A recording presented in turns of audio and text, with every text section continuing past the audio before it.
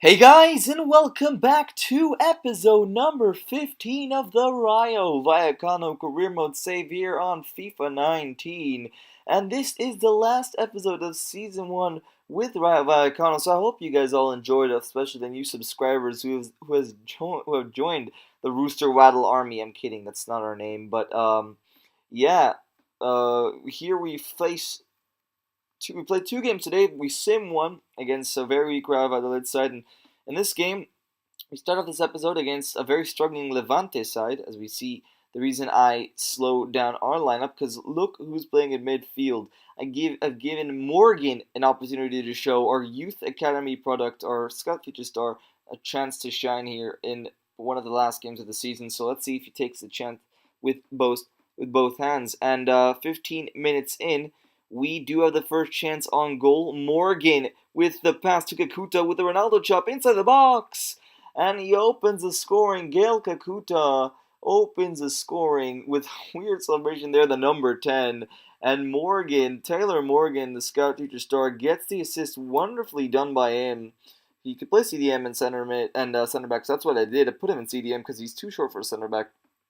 And Kakuta finishes it brilliantly into the back of the net, and we lead against a struggling Levante side. And Kakuta's been on fire recently as he adds another goal to his name.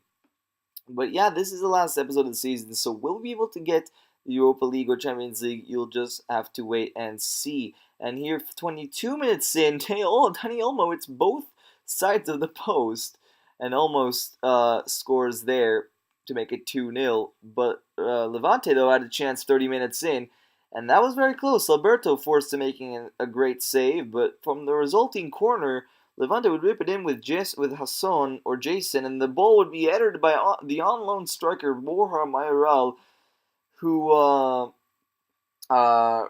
is reconciles with the team as their number 2, and scores a goal to make it 1-1 against us here 31 minutes in. So a very struggling Levante side who can barely put the ball in the back of the net, but they have done it here, and Borja Mayoral has given them a goal back here 31 minutes in. So they currently are drawing the game, and this would be a perfect result for Levante in the closing games of the season, because they are sitting rock bottom of the table. So they are looking to increase their performances this season, and why better late than ever, you know? And Morgan with a strike 33 minutes in as they continue to ramble on. Taylor Morgan, I thought, why not a pop shot with the youngster? And the number 25 took the strike, and it's a brilliant strike to be fair. Look at where it's going, bottom left, but the keeper Oyer with a brilliant save to match it. And then that would be it for the first half. In the second half. We've reached 1-1, simple as against a very struggling Levante side. You would think we have to do better, but I mean, we are fighting for Europa League spot, which is basically ours already, if I may say so myself. Like, it is basically ours. I don't see us falling off 5th place. I mean, 7th place to 5th place, I think it's 6-7 points difference. So I really don't think we can drop any further, even if we lose our next 3 games. But Wilfred Boney, with a great effort there, but the ball was tipped from the goalkeeper. And 72 minutes in, Brahim Diaz with a brilliant skill to beat his man on the line. And 73 minutes in, Dani Olmo with a brilliant Berba spin to find it to Gil Kakuta, who doubles his goal tally in this match and doubles our lead in this match as well. The number 10 climbing on the advertisement boards. And this is going to become a motto in our in this channel, that this is a dangerous thing to do. You do not want to climb on the home side if you're the away side. The home side's advertisement boards. It's dangerous. And Gail Kuta ignores that and does that anyways, but at the same time does stick the ball in the back of the net. So regardless of the celebration, we do lead 2-1 away from home. Restore the lead against a very struggling Levante side, so that's a plus. And Gil Kakuta gets his 11th goal of the season.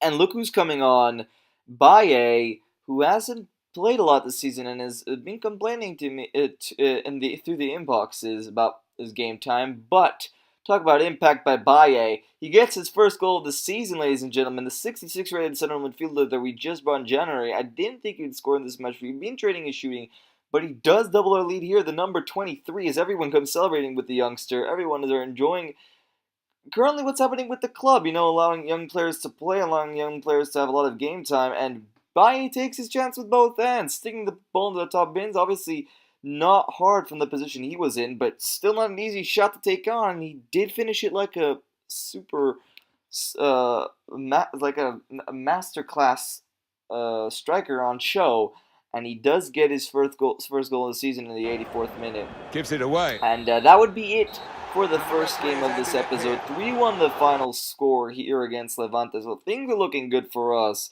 We see Baye shaking everyone's hand, proud of his performance. I'm proud of everyone's performance, especially Taylor Morgan. Very happy for the team, very excited in this career mode to see what's going to happen next season. And as we see, Real Valladolid did beat us 1-0 away from home. The simming in this game, I've said this before, should be fixed, really. We are currently sitting 5th. There's no reason Real Valladolid, especially away from home, should be beating us, a team who has been struggling. Nonetheless, we come to our third and final match of this game, the final closing game of this episode and the season. And we came into this game knowing that if we win this game and Villarreal lose this game by a certain amount of points, we would potentially get Champions League, but that was a stretch. But nonetheless, 60 minutes and 30 seconds in, who else but Well-Fried Boney gets his goal, and he has to do it at the last day of the season, just to remind everyone and the Rayo Vallecano fans what he has been showing this whole season, especially Brahim Diaz with another assist to his name. He's just been sensational. This whole team has been sensational, really. I feel like a proud mom because this team has been so well. I didn't expect this whatsoever in the first season with a newly promoted side. With the amount of money that we had, I think we had 12 million in the budget, maybe even 7 million.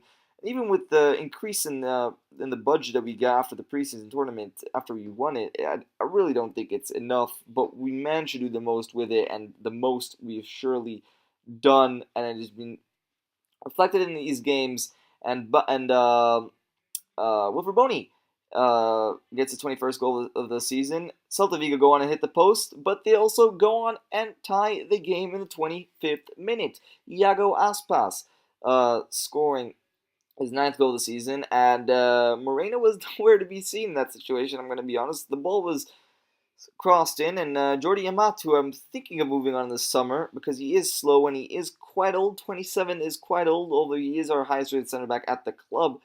He's still 77 rated.